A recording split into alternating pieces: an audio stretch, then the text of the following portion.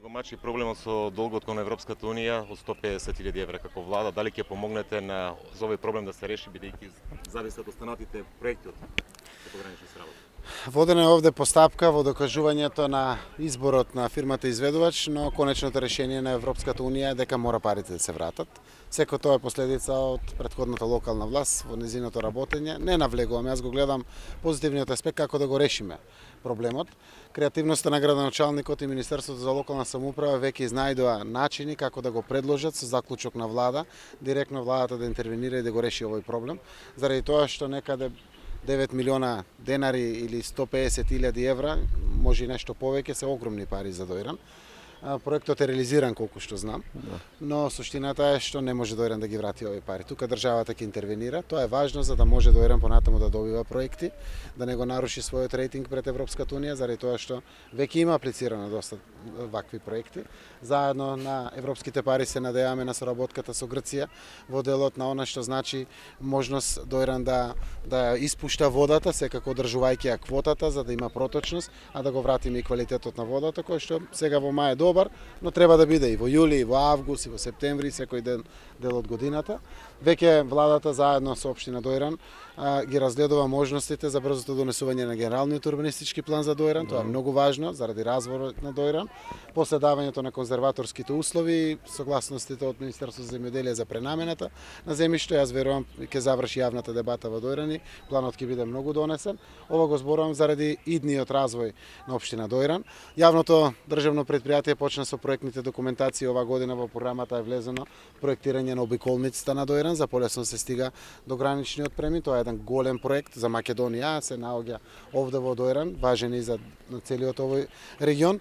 Истовремено, она што е многу важно, јас верувам дека Дојран ќе биде една од доминантните општини која што ќе биде подржана од проектот за туристички развој, каде што под раководство на потпредседателот на владата Енгјушев ќе се одлучува во скоро време преку комисии, затоа што верувам дека Дојран, Охрид, Струга, Преспа се општините покрај езерата во Македонија кои што треба да бидат сериозно поддржани, па после тоа секако и другите општини во Македонија. Така да филтер станиците и незиното завршување заради заштита на езерото се преокупациите на многу на градоначалникот и советниците, но и на мене, и на Макардули, и на Љупче, и на Драган, и на сите кои што сме тука, заради тоа што имаме споделени надлежности, а и да немаме во некои области споделени надлежности, редот е да си помогнеме, заради тоа што Дојран е нашето природно богатство кое што треба да го чуваме и да му се радуваме.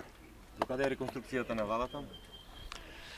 Реконструкцијата на владата е дојдена до фаза на размислување од понудите помеѓу партиите со кои што разговаравме. Викендот ќе се искористи веројатно од сите партии со кои што разговарав и кај нас исто така во СДСМ, но и во коалицијата да размислуваме. Ако од прилика кажеме да, мислам дека ќе бидеме веќе готови со одлуката за влада и мислам на министри и заменици, а после тоа ќе продолжиме да разговараме за директори, заменици, директори и слично, заради тоа што на процесот гледаме како на процес на превземање одговорност. Тоа значи соодветни кадри, соодветни луѓе, но и соодветни капацитети од секој агол гледано. Очекувањата на граѓаните се високи со право и ние тие очекувања треба да ги исполниме. Дали ќе го поддржите предлогот на председателот, тој вели дека ви информирал за Богов, за новиот гувернер, дали ќе го поддржите вие истиот? Јас со председателот Иванов имав состанок некаде крајот на март, каде што председателот ми кажа со кој разговарал, со кој има намера да разговара. Знаат граѓаните дека предлагач за гувернер е председателот, парламентарното мнозинство го бира.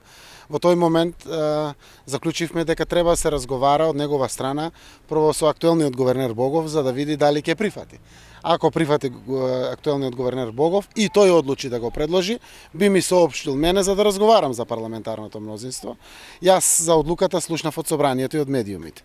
Значи, немавме ние втор разговор за кога тој ќе одлучи кој да предложи, за да направиме една фаза на подготовка во разговори со парламентарното мнозинство.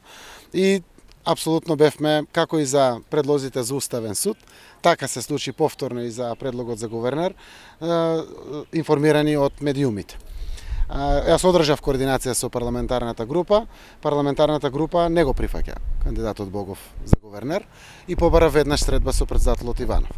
Се надевам дека брзо ќе се видиме, веројатно понеделникот, за да можеме да согласиме став, за тоа што до крајот на мај или некаде околу 20 мај треба да се избере гувернер. Ова е сериозна институција, јас верувам дека по пат на кохабитацијата, диалогот кој што го имаме, ќе најдеме решение за да се избере. Правото е стварно апсолутно на претседателот, но правото и на парламентарното мнозинство да избере гувернер. Ова институција мора да остане професионална. Разговараме за експертски решенија, не за партиски решенија, за експертски решенија кои што навистина би ја чувале и понатаму монетарната политика стабилна, заради тоа што на нас како влада тоа ни е од голема важност за да можеме да ги креираме сите други економски политики. Заврши уште една рунда на преговори помеѓу министрите за надворешни на Грција и на Македонија. Велат дека има напредок, тоа е нивната оценка. Какво е вашето размислување, кој е вашиот став, дали бевте информирани од страна на министерот за надворешни? Секако вчера веќе разговарав со министерот Димитров. Направен е напредок во делот на креативноста, на изнаоѓањето на решенијата за она кое што за нас е важно, да може да помине, сочувувајќи го достоинството и идентитетот, но и за грчката страна, исто така, можност да помине достоинството и идентитетот.